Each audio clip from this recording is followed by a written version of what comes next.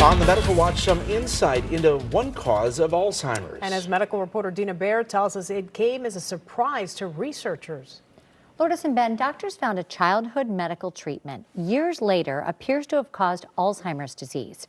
University College London neurologists document children who were treated with a type of growth hormone instead acquired beta amyloid.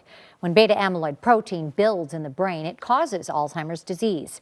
Cadaver-derived human growth hormone, or CHGH, was commonly used from the 1950s to the late 80s in children with growth challenges.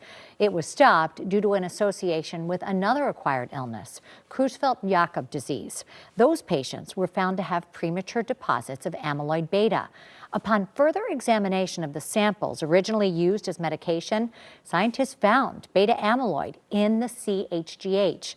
They believe anyone who had the treatment is at risk for developing Alzheimer's disease. Marijuana could lead to disease symptoms. Asthma is more common among high school students who smoke pot compared to those who don't. Columbia University public health experts found the frequency of use does increase asthma diagnoses. The results come from a national surveillance of CDC data on students from 9th to 12th grades.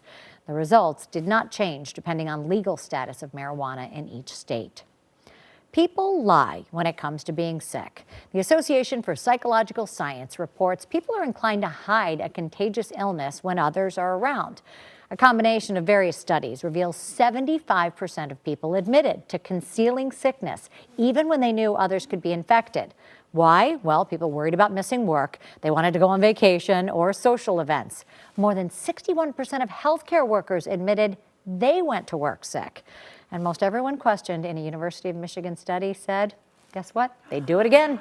They would hide the illness in the future. Not me. I tell everyone. I make sure everyone knows. Stay back. Yeah. Stay away from me. Well, that's good. You're in the minority, though. Thank you, Dina.